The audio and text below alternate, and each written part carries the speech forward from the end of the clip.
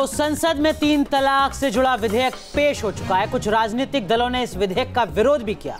वहीं कांग्रेस इसे standing committee के पास भेजने की मांग कर रही है और आज हम इसी बात पे चर्चा करेंगे कि इस बिल पर जो आपत्तियां दर्ज कराई जा रही हैं क्या वो सही है, क्या मुस्लिम समुदाय को वाकई में वो आपत्तियां जायज रखती हैं, या फिर इस बिल के बहाने एक बार फिर से इसको लटकाने की, इसको रोकने की कोशिश हो रही है, इसके मार्फत राजनीति करने की कोशिश की जा रही है, और साथ ही क्या ये कानून आने से वाकई में सब समस्या हल हो जाएगी और इसका एग्जीक्यूशन आप कैसे करेंगे, क्योंकि सुप्रीम कोर्ट के आदेश के बाद भी, निर्देश के बाद भी 3 तलाक बदस्तूर जारी रहे, लोगों में खौफ आया हो, ऐसा नहीं है। तो इन तमाम पहलुओं पर बड़ी चर्चा होगी अब लगातार।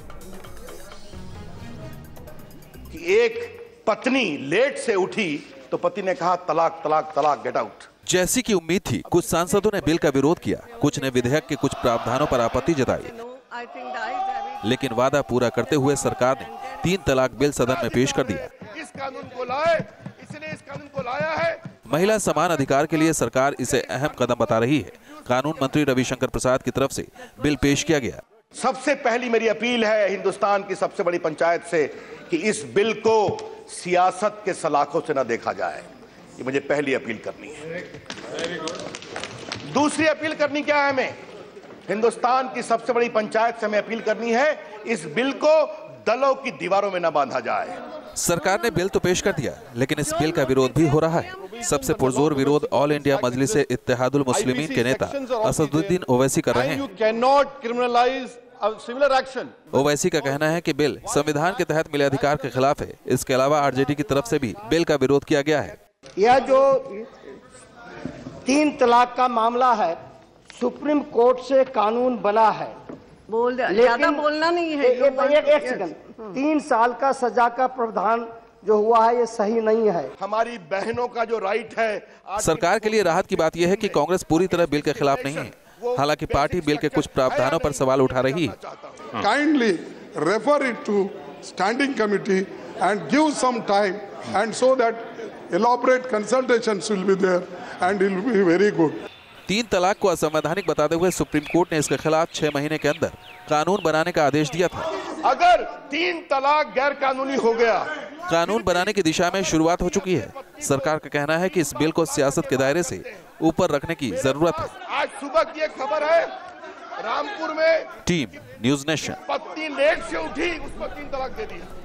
तो खास मेहमान हमारे साथ जुड़ चुके हैं। हमारे साथ शाइस्ता अंबर हैं, आप प्रेसिडेंट हैं all India Muslim women personal law board के। हमारे साथ साफिया अख्तर हैं, आप कन्वीनर हैं भारतीय मुस्लिम महिला आंदोलन। हमारे साथ फरहा फैज हैं, आप याचिकाकर्ता हैं। शीबा असलम हैं, सोशल एक्टिविस्ट हैं, लगातार इस मुद्दे पर अपनी बात उठाती आई हैं। हमारे साथ मौलाना अतहर देलवी साहब हैं, धर्मगुरु हैं। हमारे साथ मौलाना आमिर रशीदी मदनी साहब, प्रेसिडेंट राष्ट्रीय उलेमा काउंसिल के लखनऊ से जुड़ेंगे। मौलाना शाहमूम कासमी हमारे साथ यहाँ पर जुड़ रहे हैं, और मुफ्ती मौलाना नदीमुद्दीन हमारे साथ जुड़ रहे हैं। आप सभी का इस चर्चा में शामिल होने के लिए बहुत बहुत स्वागत है। लेकिन सबसे पहले फरहा फैज, क्योंकि आप पिटिशनर थी, आज कहीं ना कहीं आपकी लड़ाई जो है मुकाम पर पहुंची, सदन के पटल पर पहुंची। हालांकि अभी पास होकर कानून बनने में अभी थोड़ा वक्त और लगेगा।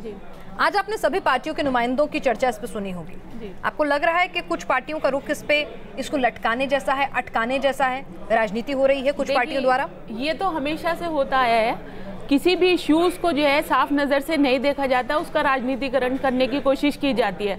हालांकि ये जो बिल पेश किया गया है, इसमें अभी बहुत सारी चीज़ें आनी बाकी हैं। ये कंप्लीट फैमिली एक्ट नहीं है। हमारी जो लड़ाई थी, जो हमने इश्यूज उठाए थे, वो था कंप्लीट फैमिली एक्ट हमें चाहिए। जैसे हिंदू विमेन के लिए, जैसे पारसी विमेन के लिए, उनके लिए जो उनके फैमिली एक्ट हैं उसमें हर चीज का प्रोविजन है। तो मुसलमान, हर चीज मतलब जैसे उसमें एलिमनी का प्रोविजन है, उसमें बाईगैमी से प्रोटेक्शन है, उसमें जो है तलाक की, डाइवोर्स की कंप्लीट ग्राउंड है, उसमें डिटेलिंग है, और उसमें बच्चों की कस्टडी का प्रोविजन है। तो ये सारी चीजें इंक्लूड है उनके फैमिली एक्ट में। यही चीज हमें चाहिए थी। लेकिन क्या होता है, मुसलमान औरत बार बार अपनी लड़ाई शुरू करती है और उसको एक छोटी सी टॉफी दे दी जाती है। चलिए, बिल्कुल मैं आपको इस चर्चा में शामिल करूंगी, लेकिन अभी इस वक्त एक बड़ी खबर आ रही है, क्योंकि 3 तलाक पर बहस लगातार सदन के भीतर जारी है। और एमजे अकबर ने कहा है यहां पर कि इस्लाम खतरे में है कहकर जहर फैलाया जा रहा है।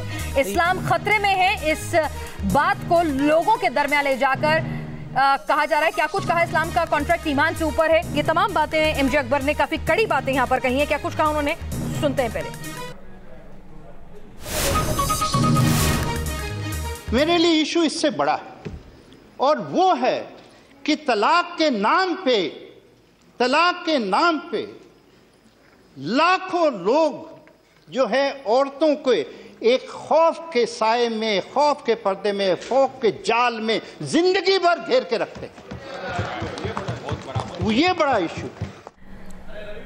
दहलवी साहब, आप इत्तेफाक रखते हैं जो बात एमजे अकबर यहाँ पर कह रहे हैं? इस बारे में मैं समझता हूँ कि इस बिल के साथ साथ एमजे अकबर को भी एक चीज़ करनी चाहिए थी कि उनको सदन से और राष्ट्र से माफ़ी मांगनी चाहिए थी। सुन लीजिए, ये वही एमजे अकबर हैं जिन्होंने 1985 में शाबानो वाले केस में सरकार को इस बात पर राजी करा था कि वो शाबानो एक्ट के अंदर इसके अंदर जो फैसला था उस निर्णय को बदले और दे रहा है दुरुस्त कह सकते हैं वो खुद नहीं दे रहा है दुरुस्त नहीं सियासत है। देखिए जो फरहान, चलिए वो तो सियासतदान है, लेकिन आप बताइए ना, आपको लगता है अल्लाह के नाम पर डराया जा रहा है? कहीं नहीं डराया जा रहा, कोई डर नहीं है। वो कह रहे हैं शरिया रास्ता है, कानून नहीं। अगर एमजे अकबर ने कहेंगे बीजेपी, अगर बीजेपी और नहीं कहेंगे कि इस्लाम, हम तो नहीं, तो फिर उस कानून को मान लीजिए ना, आप क्यों जा रही हैं अदालत? अगर शरिया कानून है तो उस कानून को मान लीजिए आप। मान लीजिए, बिल्कुल। और हमने यही कहा था कि शरिया का कोडिफिकेशन कर दीजिए, उसमें आर्बिट्रेशन की बात है, उसमें औरत को घर में रहने देने की बात है, उसमें बच्चों की और महिला के मेंटेनेंस देने की बात है, उसमें हर चीज पूरी। तो उसमें तो 4 शादी की बात है, वो भी कबूल है आपको? नहीं, 4 शादी है ही नहीं शरिया में। शरिया में 4 शादी है बिल्कुल नहीं। इस्लाम में 4 शादी की कंपलसरी है ही नहीं, वो पोलीगैमी के कहीं कॉन्सेप्ट नहीं है। शिबा असलम आपके पास भी आएंगे, लेकिन उससे पहले शाइस्ता अंबर आपसे समझने की कोशिश करेंगे।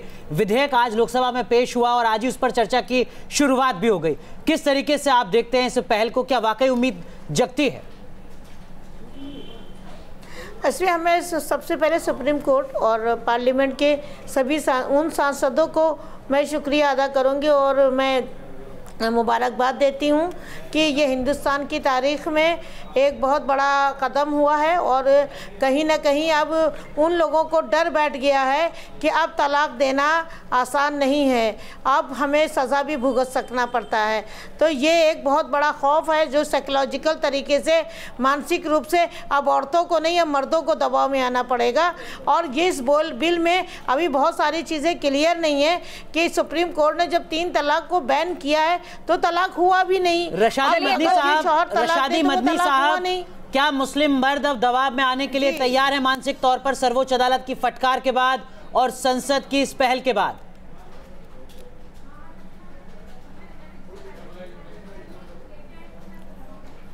मैं समझता हूं कि हमारी बहन शाइस्ता अंबर ये कह रही है अब मुस्लिम मर्द दबेंगे, तो मसला ये है कि दबाव का ये मसला कहाँ से पैदा हो गया। और अगर दबाव वाला चल रहा था पहले औरतों पर और अब मर्दों पर, आमिर भाई ये गाड़ी चलने वाली आमिर भाई अभी 3 तलाक बैन है, तो 3 तलाक बैन है तो अभी तलाक का डर किसी मर्द को सुबह लेट सोकर उठने के लिए तलाक नहीं मिलता है साहब, महिला को ही मिलता है। ठीक है, व्हाट्सएप पे किसी मर्द के पास तलाक नहीं पहुंचता है, महिला के पास पहुंचता है। तो कौन किसको दबा रहा था ये आप भी बखूबी जानते होंगे। हमारे साथ नहीं, जी शिबा असलम हमारे साथ यहाँ पर हैं। शिबा, यहाँ पर एक बात ये निकल कर आ रही है कि जो क्रिमिनल ऑफेंसेस को जो माना जा रहा है वो ऑब्जेक्शनेबल है जी। क्या क्यों महिलाएं इस पर एतराज जता रही हैं? जो गलती है वो गलती है, फिर बचाना क्यों अपना सॉफ्ट साइड दे रही हैं उधर? देखिए, मेरी जो शुरुआती टिप्पणी है इस पर वो ये है कि सरकार ने इस मामले में सरासर कट्टरपंथी मौलानाओं की बात मान ली है। उनकी जिद थी कि तलाक तो हम जारी रखेंगे, आप इसके लिए कड़ा कानून बना के कड़ी कार्रवाई कीजिए, कड़ी सजाएं कर दीजिए। सरकार ने बिल्कुल जो कट्टरपंथी मौलानाओं का व्यू था कि हम इसको क्रिमिनलाइज कर दीजिए, और क्या हो सकता था? मुसलमान महिलाओं का जो इतने दिनों से जो कैंपेन था वो था बैन ट्रिपल तलाक। तो बैन नहीं हुआ। आपने सुई की इंजेक्शन लगाना था, तलवार निकाल ली। ये जो परेशानी है इसको समझने की जरूरत है। ये नहीं भाई, जब सुप्रीम कोर्ट में कह दिया गया उसके बावजूद भी तलाक होते रहे ना, 3 तलाक, जब सुई से काम नहीं बना, अगर किसी को मानना था तो सुप्रीम कोर्ट की बात को मान के रुक जाते ना। जब डरे नहीं तभी तो तलवार से डराना पड़ रहा है। तो देखिए, जो तलाक सुप्रीम कोर्ट के बैन करने के बावजूद तलाक जो हो रहा था उसको थोड़ा सा समझ लीजिए। अगर उस तलाक को वो महिला और पुरुष दोनों में से कोई भी एक ना माने तो वो तलाक है नहीं। सवाल बैन करने का है। अगर उसका पत्नी के रूप में उसके सारे अधिकार सुनिश्चित रहते शादी करके आ जाते हैं ना। नहीं, दूसरी शादी तो पहली बीवी के रहते भी हो जाती है। मैंने ही खुद ये शो किया, 50 महिलाएं थी न्यूज़ नेशन पर, वो शो हमने सुबह भी दिखाया। आप यकीन मानिए कि मेरी आंखें भर आई उनकी आपत्ति सुनने के लिए। उसने कहा, एक माँ ने कहा कि मेरी बेटियों को तलाक दे दिया मेरी बेटी घर आ गई, वो दूसरी महिला के साथ रहने लग गया, कम से कम उसको चोट लगेगी, सुकून तो होगा मुझे। सुनिए, उसको कोई चोट नहीं लग रही, दूसरी महिला से उसको बच्चा हो गया, जैसे अब मैं क्या करूं? सब लोग ये देने लगे हैं कि क्या रेप के कानून बने तो क्या रेप रुक गया? ये वाले जो आर्गुमेंट हैं ये इसी वजह से पैदा होते हैं कि जब हम we throw baby with the bath water, ये ओवरकिल का मामला बन के रह गया है। आप ये देखते हैं कि मुसलमान महिलाओं के विरुद्ध जाएगा ये। शैमून कासमी साहब, आपसे भी समझने की कोशिश करेंगे, इस विधेयक को आप किस तरीके से देखते हैं? या आपको लगता है कि जो मसौदा सामने आया है जिसमें सजा का प्रावधान है, इस पर सरकार को, पॉलिसी मेकर्स को नए सिरे से सोचे जाने की जरूरत है, या ये जरूरी है, होना चाहिए है? और ये कोशिश होती है सरकारों की कि उसका इम्प्लीमेंट हो, किसी के साथ जुल्म ना हो। मैं तो ये कहना चाहता हूँ कि अभी एमजे अकबर साहब ने जो कहा है वो बिल्कुल सही कहा है कि लोग ऐसा माहौल बना रहे हैं, अपनी गलतियों को तो देख नहीं रहे। कौन लोग? यानी जो भी लोग हैं, मतलब जो पर्सनल लॉ बोर्ड हो या और लोग हों, कि उन्हें अपने कर्तव्यों का तो उन्हें एहसास नहीं है कि आज वो मुस्लिम ख़वातीन जो जुल्म के नीचे दबी हुई थी और एक आदमी आता तलाक तलाक कह करके सारे रिश्तों को ख़त्म कर देता था, अगर आज उसके ऊपर ये हालात आ रहे हैं कि तुम सोसाइटी को अच्छा करो ताकि अच्छी जनरेशन पैदा हो, ये अगर इस तरह से माहौल बनेगा तो कैसे बच्चे पैदा होंगे? तो इस विरोध का मतलब क्या है? तो इसलिए कहीं ना कहीं इसकी जरूरत है कि उन्हें इस खौफ से निकाला जाना चाहिए और उस बिल के ऊपर कोई पुरुष महिला के साथ, अपनी पत्नी के साथ दुर्व्यवहार करता है, मारता पीटता है, किसी भी तरह की कोई गलती करता है, उसके लिए जेल जाने का प्रावधान है। अगर यहाँ पर तलाक देने पर, गलत तरीके से तलाक देने पर जेल जाने का प्रावधान हो रहा है तो उसमें गलत क्या है? इंसाफी तो हो रहा है एक तरह से, और वो बेल ले सकता है, ऐसा नहीं है। अगर गलत फंसाया जा रहा है तो उसके लिए कोर्ट है, जाइए और वापस लीजिए, अपनी बात को सबूत पेश कीजिए। मौलाना नदीमुद्दीन साहब, देखिए, पहले तो आप सुनिए कि जब सुप्रीम कोर्ट ने कहा है कि 3 तलाक गैर कानूनी है, तो 3 तलाक से जब रिश्ता टूटता नहीं है तो 3 साल की सजा किस बात की? एक बात, अरे गलती करने की सजा है ना। अरे सुनिए तो, महिला को सड़क पर ला दिया। अरे पहले आप सुनो ना भाई, लेकिन हो एक मिनट, आप शायद आप ईमानदारी से बताइएगा कि आपके पास ऐसे केस नहीं पहुंचते हैं? तो एक बात बताइए, क्योंकि वो शख्स जो है वो तो 3 तलाक बोल के घर से निकाल के चलता बन जाएगा। यही बात है। तो उसमें क्या करे वो महिला? पुलिस थाने जाए? नहीं, वो तलाक नहीं हो रहा, उसने धक्के मार के घर से निकाल दिया, 3 तलाक कह के कह दिया मैं दूसरी लड़की ले आया, शादी कर ली, वो बिना लड़की करे क्या? मुझे वो बिना तलाक दिए भी ये सब कर सकता है। अच्छा, कर रहे हैं तो क्या करें फिर? क्रिमिनल ऑफेंस होगा तो फिर लॉ है ना हमारे पास, फिर लॉ तब जाए तो ठीक, अगर इसमें क्रिमिनल ऑफेंस करते हैं तो गलत नहीं, इसमें भी लॉ होना चाहिए। हम तो यही बात कर रहे हैं। ये जो देखिए सारी बात यही, जो बारीकियों को समझिए, जो ओवर किलिंग का मामला है, के लिए जो कानून है, आप भी इत्तेफाक रखती हैं? आपने इतनी लंबी कानूनी लड़ाई लड़ी, क्रिमिनलाइजेशन हुआ है, वो बिल्कुल सही हुआ है। अगर हम शरिया की बात करते हैं तो आप ये बताइए, हजरत उमर फारूक के टाइम में क्या कोड़े मारने का प्रोविजन नहीं था?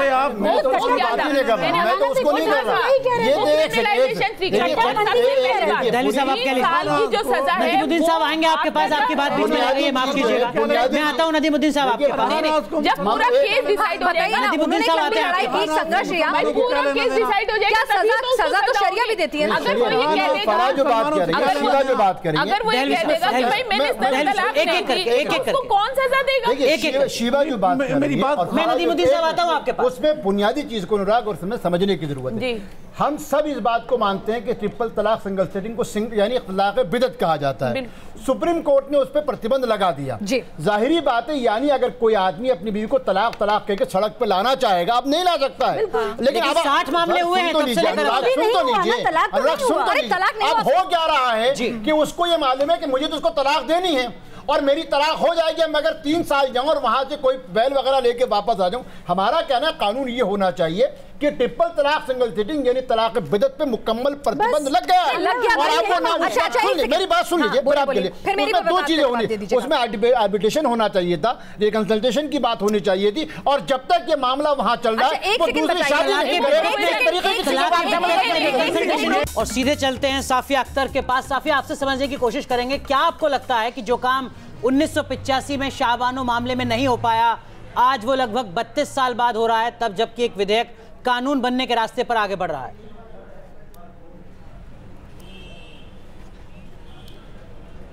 जी बिल्कुल, बिल्कुल हम इसको कहेंगे कि खाली शाहबानों के केस से नहीं बल्कि 1400 साल के बाद ये एक बहुत बड़ी कामयाबी हासिल हुई है जो मुसलमान औरतों को दी जा रही है।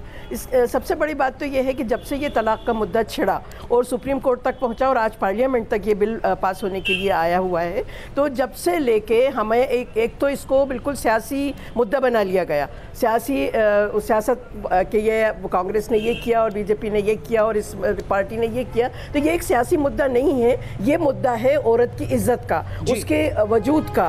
क्योंकि औरत को एक वस्तु, एक चीज़ ना समझ के, खिलौना ना समझ के उसको इंसान समझा जाए। तो उसको इंसान समझने के लिए ये ज़रूरी है कि जो उसको तलाक के नाम पे उसको खिलौना बना दिया जाता है कि जब दिल चाहा उसको तलाक दी और घर से बाहर कर दिया। तो अब जो ये वो लगाए जा रहे हैं, और फिर इसके अलावा एक ये भी मुखालिफत हुई कि शरिया में दखल अंदाजी बर्दाश्त नहीं की जाएगी। शरीयत के माने हैं सीधा रास्ता। आप अपनी बात भी पूरी कीजिएगा और साथ में ये भी आपसे समझना चाहेंगे कि जो विधेयक का बाहर आया, क्या आपको लगता है कि इसके एग्जीक्यूशन में कुछ बड़ी चुनौतियां हैं जिस पर सोचना होगा एक बार सरकार? देखिए, भाजपा एक तमाशा कर रही है और मुसलमानों को टारगेट कर रही है। किसकी वजह से? मैं बता रहा हूँ। देखो, अगर मुस्लिम महिलाओं की इतनी उसको चिंता है तो जिसने 3 तलाक दे दिया 3 साल जेल में चला जाएगा, उसके बीवी बच्चों को कौन पालेगा? और दूसरी फरहान नाज पर मेरी आपत्ति है कि उनको इस्लाम और मुसलमानों से कुछ लेना देना नहीं है। एक बात है, मैं ये कह रहा हूं, लेना देना है। नदीमुद्दीन साहब, ईमानदारी से बताइएगा, अगस्त में सुप्रीम कोर्ट ने 3 तलाक को असंवैधानिक करार दिया था। कितने फतवे आपने जारी किए कि अब कोई भी मुसलमान 3 तलाक नहीं देगा? क्या एक्शन लेते हैं? जो काम आपको करना था वो अब अदालत को करना पड़ा और सरकार को करना पड़ा। जब वो 3 तलाक के नाम पर उन्हें घर अकेला छोड़ देते हैं सड़कों पे भटकने के लिए, या उनके माँ बाप के घर, जब उन्हें बेसहारा छोड़ दिया जाता है, मुसलमानों में तलाक करता है? बताइए ना, तब कौन करता है? कम से कम कानून के डर से शायद अदालत में मामला जाएगा। मुसलमानों में तलाक सबसे कम है, हिंदुओं से भी कम। अदालत के आदेश के बाद 60 से ज्यादा तलाक के मामले आए हैं। ये ढोंग है, 60 से ज्यादा मामले तमाशा है। ये मुसलमानों को बदनाम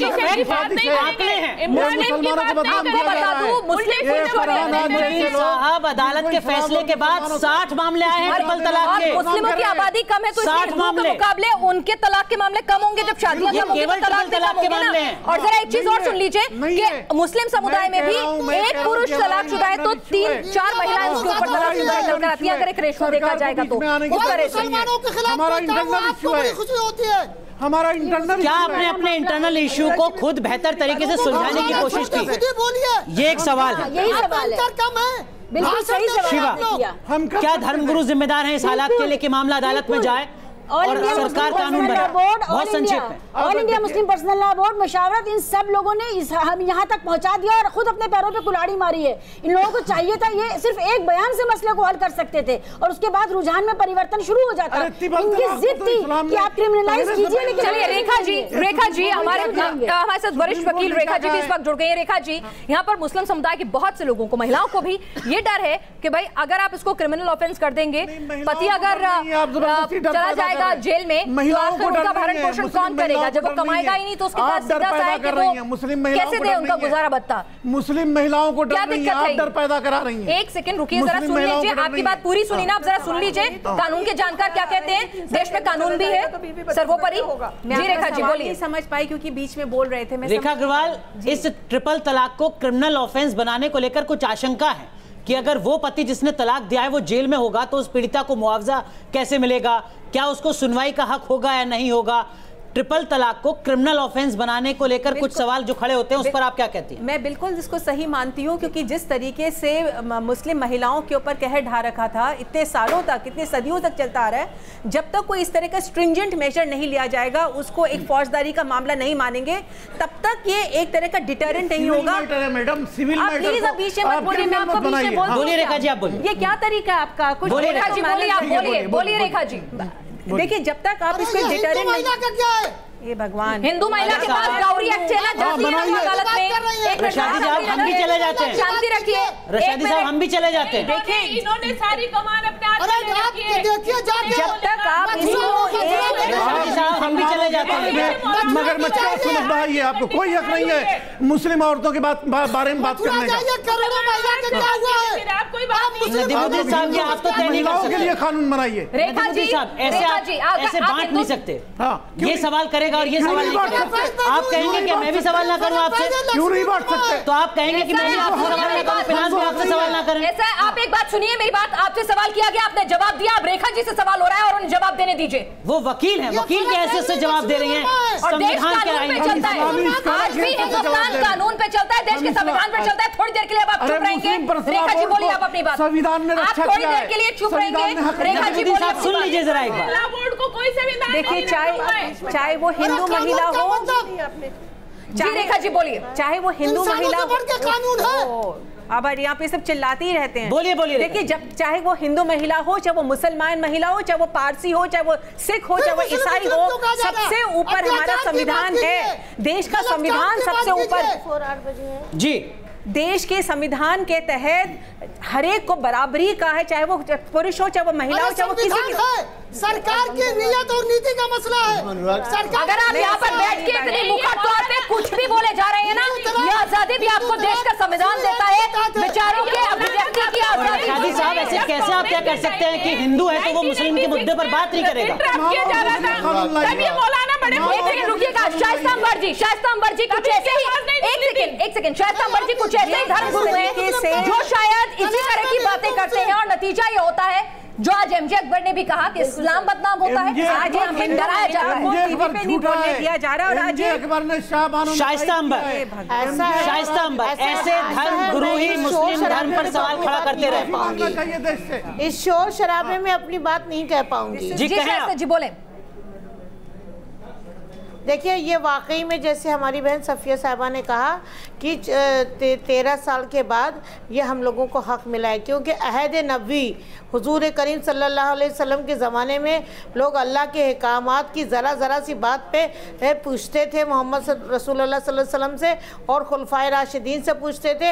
आज तलाक का तो इतना पावर, इतना नुकसान हुआ है कि खुलफाए राशिदीन के बाद खिलाफत हो, चाहे बादशाहत हो, चाहे अंग्रेजों का जमाना हो, चाहे आज मसलकों में लोग बढ़ गए हैं मसला को मोदी जी ने इंसाफ कर दिया जी। आपको मोदी जी से दिक्कत है? देश की अदालत ने कहा था, देश की अदालत ने कहा था कि 3 तलाक संविधान में अगर जो बराबरी का हक है, कहीं ना कहीं नदीमुद्दीन साहब अदालत में मुस्लिम महिलाएं गई थी, नरेंद्र मोदी नहीं गए थे। आप लोग तमाशा कर रहे हैं। नदीमुद्दीन साहब इस बात का ध्यान रखिएगा। मुस्लिम महिलाएं गई थी नदीमुद्दीन साहब, और नदीमुद्दीन साहब आपने मुस्लिम महिलाओं की क्या इज्जत रखी थी? कोर्ट में जो हलफनामा दिया था, आपने कहा था मुस्लिम औरतों को अकल नहीं है कि वो तलाक दे सके। आपकी तो ये सोचे साहब, आप अपनी आधी आबादी की इज्जत, ये आपका एफिडेविट है, फायदा थोड़ी है। देखिए अनुराग, बात ये है, देहलवी साहब, देखिए विधेयक का विरोध करना बड़ा मुश्किल होगा राजनीतिक तौर पर पॉलिटिकल पार्टीज को भी। सवाल ये है कि इसको बेहतर कैसे किया जा सकता है। अनुराग, मैं बहुत संक्षेप में एक बात, जिस बात को सफिया ने कहा, जिस बात को शीबा कह रही, जिस बात को सच्चाई ये है कि इस्लाम ने जो औरतों को दिए थे, हमने हुकूक से औरतों को वंचित रखा। हमने मतलब किसने? सरकारों ने। बिल्कुल नहीं, सरकारों को नहीं। किसने? जो तलाक इस्लाम में मानी नहीं थी, हमने ट्रिपल तलाक को अपने रवा रखा, हमने विरासत दूसरी चीजों से उनको वंचित रखा। हमने सुप्रीम कोर्ट में जब हलफनामा, हमसे मुराद पर्सनल लॉ बोर्ड हो या कोई भी हो, जब हम हलफनामे लेके गए, उन हलफनामों में मैं तो कहता हूँ जिस दिन हमने हलफनामा दाखिल करा था उसी दिन हम जान चुके थे कि इसका फैसला क्या होने वाला है। मतलब वो गलती थी। हमको मौका मिला है, बजाय इसके मैं इन सबसे कहूंगा, हाथ जोड़ के एक बात कहूंगा, सरकारें क्या करती है, मुद्दा ये नहीं है, मुद्दा ये है कि सुप्रीम कोर्ट से फैसला आ चुका है और पार्लियामेंट उस पर कानून बनाने जा रहे हैं। सांसद क्या कुछ कह रहे हैं लोकसभा में, वो सुन लेते हैं। The Supreme Court, 6 point, all the Muslim countries he has named, not a single Muslim country, I don't call them Islamic, Muslim country, do not have a penal provision. Please show me one penal provision of any Muslim country you say. And the penal provision in Pakistan, even that was state, says if you don't inform the arbitrary commissioner, then the penal provision comes into play. Madam, now here in a situation where a void action relating to a divorce has been made punishable. And what is void action? It is non-jurisdictional from the very inception. Now, in Islam, madam, the 6th point, The concept of marriage is based on civil contract. I know my friend, Maulana Athar Dehelvi, his grandmother got married in 1942. She incorporated conditions in Nikah-nama that her husband should give her pan ka kharcha. Her husband should not force her to cook food. Her husband should send her every week to her father's house. This is civil contract. This is marriage in Islam is a civil contract, and for that breach you are giving a criminal sentence. Now what is triple talaq? As rightly pointed out, Supreme Court has said set aside. Triple talaq, madam, is a verbal and emotional abuse which comes under section 3, subsection 3 of Domestic Violence Act. It can be categorized as emotional verbal abuse and nothing more. By the whole, madam, I request you look at the whole discussion which took place over here. You are trying to demonize the whole Muslim community. If you have empirical data, please place it on record. For us, we are saying it is a sin and it will go away because social laws have not succeeded in solving social problems. Take Child Marriage Act, madam. 2011, census says 90 lakh non-Muslim children got married. You have laws. You have Dowry Act. 80% of dowry cases are non-Muslim. Aren't you concerned about that? Madam, abandoned women, madam. 2011 census, out of 23 lakh, 20 lakh are Hindu women, 2.8 lakh are Muslims, 0.8 lakh are Christians. You have a vested interest. I charge this government that you do not want to bring a law to punish those husbands who are married but their wives are not living with them in Delhi. You have a vested interest in that. A law should be made that if a person marries his wife and abandons her or deserts her, he should be given a maximum punishment. But you have vested interest in that. Madam, 490, now, Minister for External Affairs spoke about bigamy, 494 IPC. Madam, bigamy in the second marriage is void. He doesn't understand the basic principle of law, but he's EM. I don't know. And then Mr. Ravi Shankar Prasad, sir, I commend you for saying these words. You are bringing this bill for equality, justice, and gender equality. Sir, but you have not a single Muslim woman over there. Not a single Muslim MP you have. In which world are you living? And you expect the whole world to listen to your good words? No, sir. You are not walking the talk and you are stopped from your ideology. Madam, let me conclude, madam. When I say social laws cannot solve problems, every hour, three women are raped. Every hour, 5 women are assaulted with intent to outrage. 3 are kidnapped and abducted. That is why I say society has to be reformed. The minister has bought a bad law and it cannot. And moreover, can the minister tell me, if a Muslim man says, talaq, talaq, talaq, Supreme Court says, your law says the marriage is not void, the marriage exists. What happens, sir, if I hire a lawyer like you and you stand up and say in court, no, he will use Section 84 IPC insanity? Are you excluding Section 84, sir? You are not excluding 84. That is why I say this is not a law to provide justice to Muslim women, but you are giving a handle to Muslim men to do more injustice and to ensure that your dream of having more Muslim in jail will be realized. This is what you are doing. Please send it to, madam, please send it to a standing committee and marriage. Yes, yes. Madam, and why oppose this bill? Mr. Ravi Shankar Prasad, the Supreme, look at these words, madam. अब देखिए madam वो पागल हो गए बोल रहे. इतना तो पागल नहीं हूं मैं कि आपकी साजिश समझ सके. OACG, I have given Madam, this is not good, madam. I know you are. Madam, please. Madam, why I oppose this law? Yes. The Honorable Law Minister, I want to request to you that you are forcing a Muslim woman to go and file an FIR. Okay, she goes and files an FIR. The Muslim, you are giving a handle to that Muslim man to say, okay, triple talaq is fine, is void, but I will wait for 90 days.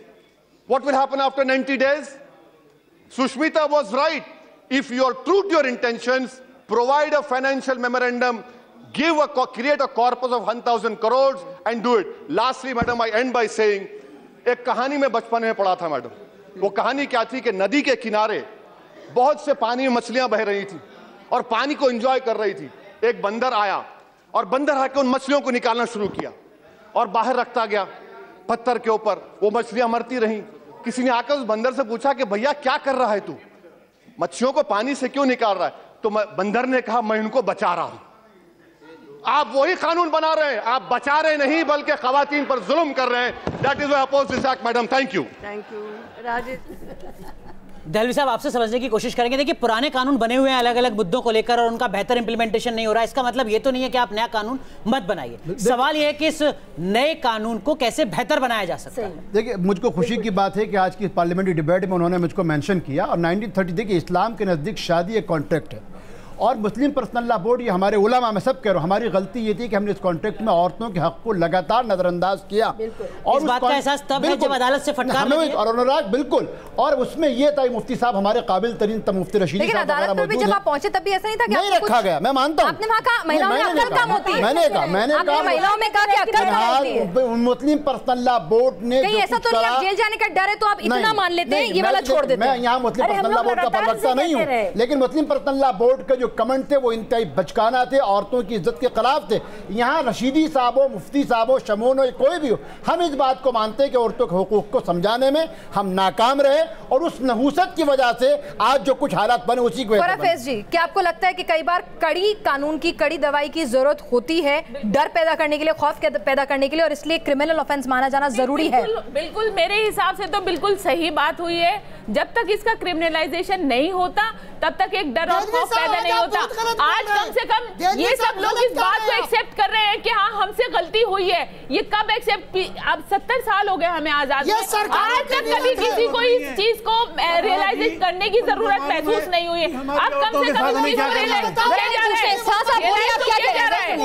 Nadimuddin साहब, कहिए आप क्या कह रहे हैं? बोलिए। देखिए, नहीं आप नहीं, अभी हमारे साथ अपने बुजुर्गवार हैं, जरा रशीदी साहब जरा बोल लीजिए आप क्या कह रहे हैं, जरा आपकी बात सुनो। आप कह रहे हैं कि साहब ने जो कबूलनामा किया है कि उनसे गलती हो गई वो गलत है। बताइए जरा, आपकी भी सुन लूं, जरा आपकी सोच कहां तक जा सकती है। सुनना चाहती हूँ मैं और पूरे देश को सुनाना भी चाहती हूँ। बोलिए बोलिए रशीदी साहब, दिल खोल के बोलिए, पता तो चले आप क्या सोचते हैं मुस्लिम महिलाओं के लिए। हेलो जी, बोलिए रशीदी साहब, बोलिए जी, बोलिए रशीदी साहब, कहाँ आपत्ति है आपको दहलवी साहब की बातों से? सवाल नहीं सुना। दहलवी साहब कह रहे हैं किस बात से आपत्ति है आपको? सवाल नहीं सुना। दहलवी साहब कह रहे हैं, अब सुन लीजिए, दहलवी साहब कह रहे हैं गलती हो गई। जिस तरह से कॉन्ट्रैक्चुअल होती थी शादियां, जो महिलाओं के हक थे वो नहीं दिए गए, हमसे गलती हुई, उन्हें नजरअंदाज किया गया।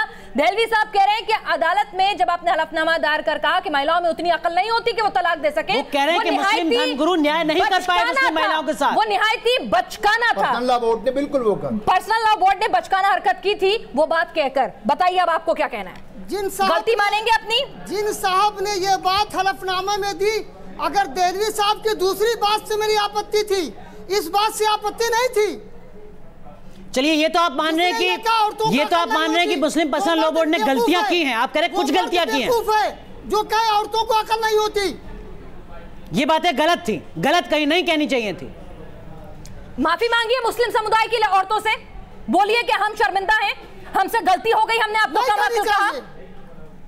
लेकिन एक मिनट, आप जाइए ना, बोलिए मुस्लिम पर्सनल लॉ बोर्ड माफी मांगे, कहे कि हमसे गलती हुई। हिंदू लॉ में अरे हिंदू गए, अभी हिंदू को छोड़िए ना साहब, आप हिंदू को छोड़िए ना, बात यहाँ पे मुस्लिम की हो रही है ना। ये डिस्क्रिमिनेशन क्या है? क्या डिस्क्रिमिनेशन है? हिंदू में तो कितनी बार डाउरी एक्ट में जेल के अंदर पड़े रहते हैं तमाम पुरुष। बच्चा बीवी के साथ चला जाएगा। अभी भी रशीदी साहब आप वो गंभीरता नहीं दिखा रहे हैं जो दिखनी चाहिए मुस्लिम धर्मगुरु के तौर पर। शहमून साहब बहुत संक्षेप में, जिस तरीके की उदारता की और ईमानदारी की जरूरत है, गंभीरता की जरूरत है, क्या वो मुस्लिम धर्मगुरुओं में दिख रही है आपको, या अभी भी वो अकड़ दिख रही है जो नहीं दिखनी चाहिए? शहमून काजी साहब, अगर ये अकड़ ना होती और इस्लाम को फॉलो करते और उस पर अमल करते और लोगों को कराने की बात करते तो ये हालात ही नहीं बनते। कैसे हालात? इन्हीं की वजह से ये हालात बने कि वो मुस्लिम औरतें जिन्हें सुकून से रहना चाहिए था, आज वो अपने छोटे छोटे बच्चों को लेकर के वो सड़कों पे आ जाती हैं। तो इन ऐसे धर्मगुरु जिम्मेदार हैं, और इन लोगों की जिम्मेदारी ये है, जैसे रशादी साहब हैं, ये तो खुद ये तो बादाए इस्लाम से दामन तरबतर है शेख का, फिर भी दावा है कि इस्लाह है तो आलम मुझसे है। आपकी तो कोई गलती नहीं, आप बहुत पाक साफ हैं, कोई गलती मुस्लिम समुदाय की सियासत दामन तरबतर है शेख, फिर भी दावा है कि इस्लाह अदालत में चली गई। रशादी साहब अपने आपको भी रोक रहा हूं, व्यक्तिगत नहीं होते हैं, लेकिन जो सवाल बड़े हैं उनके जवाब ईमानदारी से खोजे जाएं तो ज्यादा बेहतर है। बहुत बहुत शुक्रिया आप सभी खास मेहमानों का जुड़ने के